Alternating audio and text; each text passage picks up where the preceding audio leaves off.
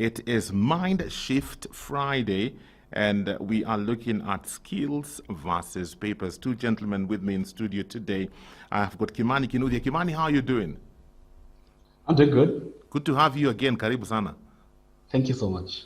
I have my brother from another mother, Mr. Joseph Karamoja. How are you doing?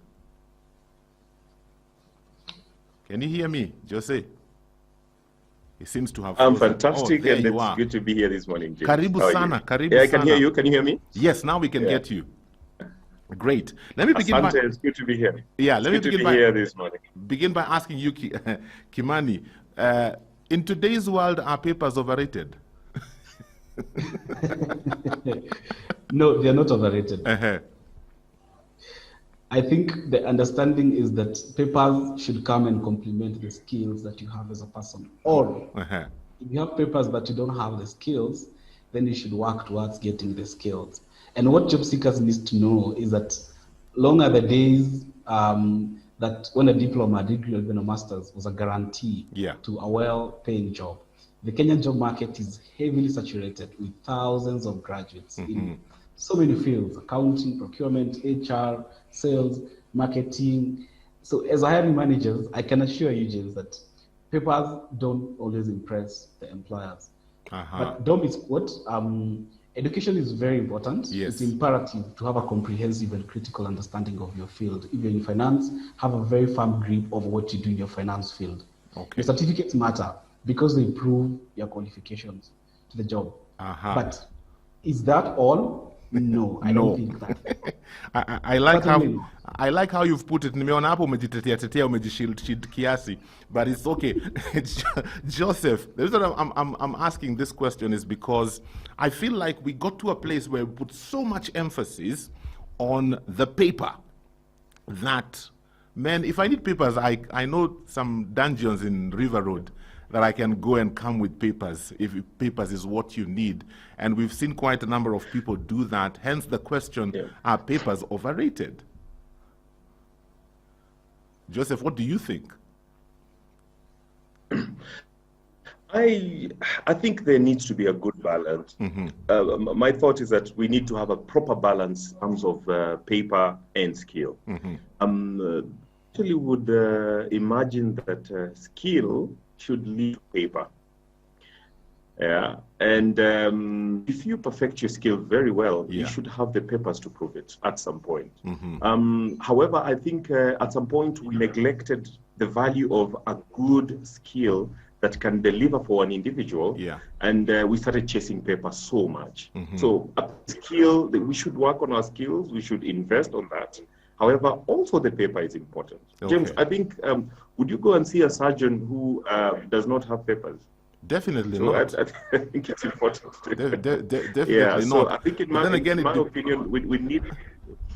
You know, I was just thinking about this as I was preparing for this discussion, that the world we live in has changed a lot, even where education is concerned. Because when we talk papers, we talk about going to college, going to university, being taught, and then coming out with the papers to prove that you have been taught. But I find that in today's world, education has been disenfranchised. It's no longer just stuck with the colleges or the learning institutions. We have so many platforms that are out here, and people are going to these platforms where you learn a skill, but you don't have the papers to prove that you've learned a skill. So where does that leave those kinds of people? I went online and I learned photography, and I'm a good photographer, but I don't really have papers for it. You know, I went onto YouTube and I learned how to throw the javelin, and I want to be on the Olympic team, but I don't really have the papers for it. So where does this leave these kinds of people, Kimani? So that's a very good question, James. And I think it doesn't make your skill invalid, not having papers, but it also doesn't guarantee you employment. If you have the skills, yes, but you don't have papers, because the skill is just the skill that you are might not be the minimum requirements for that position that you're seeking to really learn into. I'm hiring for an HR person, but you know how to do payroll. But that's not the minimum requirements that I'm looking at.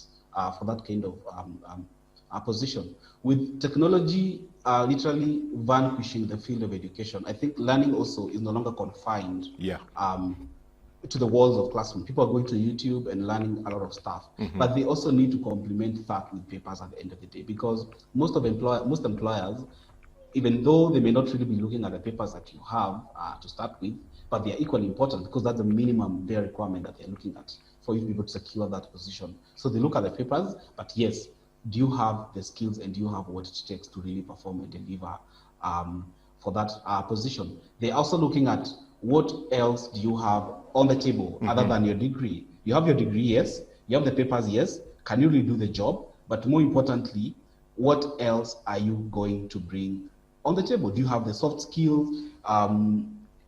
What have you done over and above your degree that would really make you the competent person to be able to secure that position? We call that unique value proposition. What's your unique value to be able to deliver in that capacity? What have you done extra other than just having your mere papers? So having the skills but not having the papers doesn't really make you your skill invalid, but also doesn't equally guarantee you employment at the end of the day. There has to be a balance between the skills and the papers at the end of the day. Okay. I'm wondering, Joseph, that whole narrative of employment, could it also be what destabilizes quite a number of people? Because we are in a system that teaches us to get the papers so that we can be employed, but then again, we live in a space where we don't have enough jobs.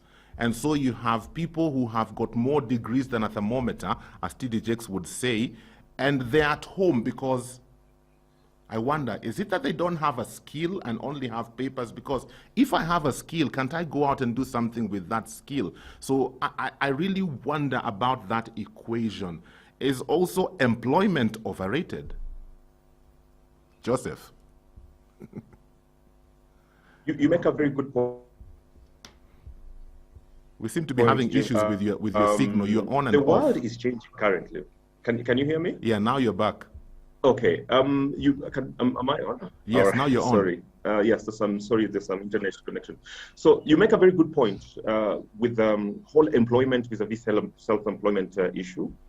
The world currently is changing, James, and you'll agree with me that right now it's more about what we are losing you again, my friend. Skill can you bring to the table? You mentioned you self-taught when you go. No, my connection seems to be fine. I don't know if I'm okay. You're coming and then unakuja ukienda. Okay. Yeah, now you're on. Now you're on. I'm checking my connection here on Ikosawa. Oh, I hope it stays that way. Yeah. Pray Keep for going. the signal. Keep going. So, if I'm on, can I proceed now? Yeah. Or yeah, is proceed. Are we losing me? Are you losing me again? Proceed. Okay. We can hear you. So I was making point, James, around self-employment, and that is where skilling becomes very important. You mentioned that you taught yourself photography, and if you can now go out and earn a living with your self-taught skill, it makes more sense compared to somebody who's seated somewhere in the house waiting to be employed. The world is becoming sort of like a gig economy space. Yes. What gig can you do? What can you do with your hand? And can you teach yourself something and go out there? Can you bake a cake and sell it? Can you do photography? Can you teach yourself interior design and go and help people who need that skill? So I would argue that it's more valuable to teach yourself a skill and know that you can do something properly compared to sitting somewhere with papers and waiting to be employed. And I'm seeing a lot of education systems right now changing to practical learning. Yeah. Where it's not so much about giving learners notes and making sure that learners pass an exam, but it now becomes more about what did you learn? What's the practicality of the lesson that you're getting? And I think that's the most important thing where we're going, because right now we are even past the information age. There's so much information out there. Just a small Google search will tell you everything you need to know. It's not the information, but it's about what skill are you bringing to the table, and how are you going to impact and change the space that you live in. So I think it's more about practical learning and enriching yourself with a skill that you can actually go out there and do something. Kimani, I'm just wondering, I was having a conversation with somebody a couple of days ago, and they mentioned that even the employment scene is changing, and it will have to change because we are getting into space, just like Karamoja has talked about, a gig economy. And this individual was of the opinion that we are getting into a space where now, you know, I will be selling my skill to you who seeks to employ me, and we will have to negotiate because I can't be there from 8 to 5. You're not the only person who needs me because I have got a skill. So I'll give you 3 hours, you pay me this much, because I need to give Karamoja another 3 hours for him to pay me this much. Do you foresee that as a reality we are getting into, or are we still far from something like that? I don't think we are far from that. Okay. It's the reality, it's here, it's happening, and it's working. A lot of job seekers really know what they want nowadays. It's not a question of me asking you, how many hours in a day can you work? It's you telling me, I can be able to work 2 or 3 or 5 or 6 hours in a day. It's only that the Kenyan employment law still won't favor that for now, but I'm seeing a very big shift. And I think what COVID-19 has done is to really accelerate the future of work. Yeah. So we're borrowing a lot from the Western countries. The gig economy, how they operate, people work in schedules. You work for 2-3 hours in one company, and then you move over to a different company altogether. So it's already here. There's no future of work. The future of work is now, and it's here with us. Okay, great. When we come back shortly, after we listen to some music, there's something also I want to weigh in on you, Kimani, because it's something I've experienced several times, where people come in and they have the papers. You know, I've had the opportunity of interviewing people. I look at their papers, and me, who is interviewing them, I'm intimidated because I'm thinking, okay, you know, me, I have the skill. Yeah, my skill, part of it is God-given, and then I sharpened it through the YouTubes and the websites and all. And so somebody comes, and I'm the one interviewing them, and I'm thinking, hey, my friend, you should be on this side, I should be on that side. But then, when I take them into the studio for the practical, how did you get these papers? You can't do anything. So is there a gap between what people are taught to get the papers and the work that actually needs to be done on the ground? Is there a huge gap there? Have you experienced that in your work? We'll talk about that shortly. It is all about skills versus papers. If you have any questions for us today, 20316 is the SMS line, and the WhatsApp number is 0786 316 316. Time for Gashai, Eden Tea, finest garden tea. Umekunywa Gashai asubuhi ya leo ama bado hujakunywa Gashai? My friend, you need to grab some Eden Tea, available at the supermarkets, affordable price. Quite a variety to choose from. Eden green tea, Eden purple tea. If you like colors, you can go in that direction, green or purple. If you like flavors, you can either go for ginger or lemon. Na kama unapenda tu ya kawaida kama mimi, you can take Eden premium tea. Those are the flavors available, and Eden Tea is reminding us in this season, let's remain vigilant because we are not yet out of the woods. The COVID-19 virus is still around. The pandemic is still on. Let's put on our face masks. Let's wash our hands. Let's sanitize. Let's maintain interpersonal distance. Let us be our brother's keeper. So let's continue doing that. This weekend, grab some Eden Tea from the supermarket, and I can guarantee you will sing the song with me. It is the finest garden tea. We are hanging out with Kimani Kinuthia, HR Brighter Monday, and Joseph Karamoja. We are talking about papers versus skills. A couple of responses coming in. Shalon Kendi, you say, you are an agricultural engineering student, but you are into network marketing, a profession that's not taught widely in Africa. You say it's paying your bills here and there, and you have learned through books and YouTube University. Thank you for that. I also have Martha Ann, who says, skill for everyone. Your works and passion will promote you as you do your thing. Today, employers can also grab you and train you. And then Nash from Zimmerman, you say, by the time I was doing my course, I knew I was good in what I am doing now. I am an engineer by profession, But since I was a child, I was good with repairs, understanding new machines, and I am good in my skill. So all I needed was papers, which by God's grace I attained. Nash from Zimmerman, thank you so much for that. So back to you, Kimani.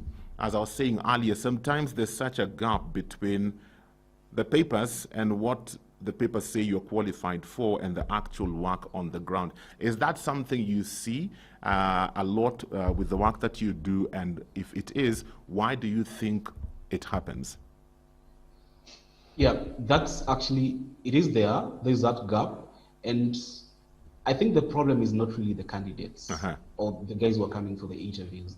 It's actually the learnings that we, that the colleges and the universities that we have in Kenya really imparts on our students. Okay. And we have a very good education system, but it's theoretical. In it being theoretical is not a problem because it gives the students an understanding of the context of the other guys, like those who wrote that that part, like how they viewed things from the end. But it does not in any way resonate with our industry, with our market, with our culture, with the way and the manner in which we do our stuff here in Kenya. It does not also resonate with the current job market in terms of how many companies do you have in Kenya? Are they what sectors are we really measuring in? Is it agriculture? Is it construction? Is it IT? Is it tech? And what you saw the other day was that the government was trying to kind of scrap some degrees because they're not relevant in the market. They don't really make any sense at the end of the day.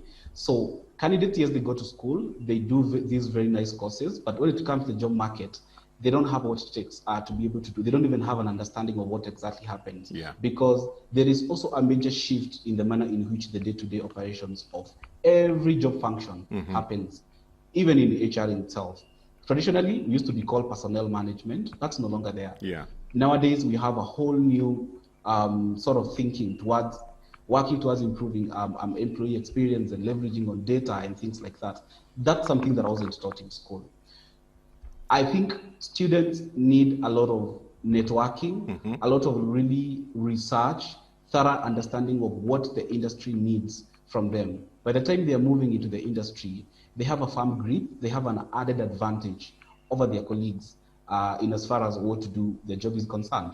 As from a government perspective, I think the government also needs to look into the education system as well. And universities need to keep on revising the curriculum to be in line with the current demands of the market. That is not really fair. The courses, the degrees that we have in the universities maybe were introduced 10 or 15 years ago, and they're still there. Same content, same curriculum, same units, same everything. So when you come to the job market, the situation is different. So that's why you see there's a lot of skill mismatch between what I was taught in school vis-a-vis what I need to come and learn here. Even as someone who has a master's degree, when they come into the job market, they probably might have to start from an internship because they don't have the practical capability to be able to deliver in the relevant function. They have the papers, yes, and they feel they are qualified and they can do the job, but give them the job 2-3 months down the line, someone who came as an intern 5 years ago is actually doing much better than they do because this person has agreed to learn the basics on the job. Joseph, I'm just wondering whether, I remember back in the day, there was a time we started putting a lot of emphasis in the white-collar kind of jobs. Everybody wanted to be a banker, an accountant, an engineer, a doctor, a pilot. And we had all these other skill-oriented kind of courses. We had the technical schools and the technical colleges that was scattered across the country. And at one point, it's almost like we did away with them because the focus was more on this white-collar space that everybody was trying to get into. And I'm just wondering, is that something that messed us up where we glorified these professions over others? And do we need to go back to, emphasizing on skills? Because, if I have got a carpentry skill, the other day I was following I think it's Larry Asego, if I'm not wrong, and he was putting some pictures on social media. He decided to do carpentry. And he had made some pretty interesting furniture, and I was thinking like, dude, when fundi wambao, man, you're doing an amazing job. So do we need to start taking people back to that space? No, I think we what we need to do is to move with the times, James, because we failed to do that at some point. I remember when my own father was in high school, employers used to come and look for them in high school. Yeah. You know, I think it was Unilever then, or is it, what was it called then? The makers of Omo and the rest. East Africa Industries, Maisha Bora. East Africa Industries, Maisha Bora, you know. My dad told me they used to come and look for them in Form 5, Form 6 in high school. That was the time then, that was the economy then, you know. The military would look for sharp students to look for, you know, guys who would perform in the military. All these industries, they will come and look for bright minds in the high school. And then we moved on to the 70s and 80s. And I mean, it was now about qualification. You know, can you go to the university and do something and get a degree? And then now it became the 90s. We moved to, can you now get an MBA? And everybody was rushing in 2000. Everybody was trying to do an MBA. And Kimani will tell you, every interviewer was the MBA ongoing, you know, because everybody was trying to do an MBA, and that was. But then now we are seeing an influx of, you know, everybody now has a paper, but nobody has a skill, and that's what perhaps you're trying to ask. What should the balance be? Is it more of paper or more of skill? But the times right now is, and I want to argue this point, that it's not about the information that you have. It's about what can you do with it. And you see what you're talking about, the example of Larry Asego and his furniture, and there's also another rugby player who cooks. The name just escapes me. I mean, it's what can you do with the information to change your situation currently.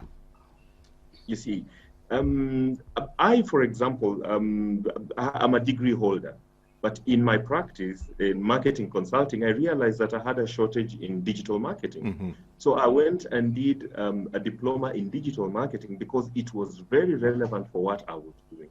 Not because I wanted a promotion or not because I wanted to, you know, to get a better job. You know, it's because practically, and for my clients, I needed to have that skill set so that I can help them even better. So for me, the skill should be driven not because you want to get a better job or a promotion, but because it can actually help you, and you can even be self-employed and change the situation in which you are. So that for me is what should be. At the bottom of it, at the root of it all, we need to move with the times. And I think Imani alluded to that. I mean, where is our economy currently? We have a lot of young people who are sitting on papers, but they cannot do anything, they cannot change their circumstances. They're saying there are no jobs out there. However, I'm seeing also a younger crop of graduates who, like you are saying, don't even want to get employed because they have such a good skill. They're telling guys, no, I'm not going to be employed. I'll give you 3 hours, I'll give you 4 hours of my time, pay me X. You know, so the times are changing, but a lot of employers are not changing with the times. And a lot of graduates are also not changing with it.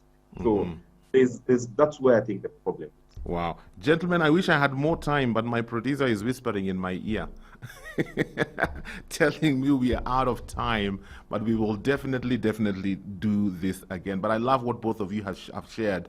Indeed, there needs to be a balance on both ends, because both are equally important and we need to look at both sides. So thank you so much, Karamoja and Kinuthia, for finding the time to talk to us today. We truly appreciate that. Thank you.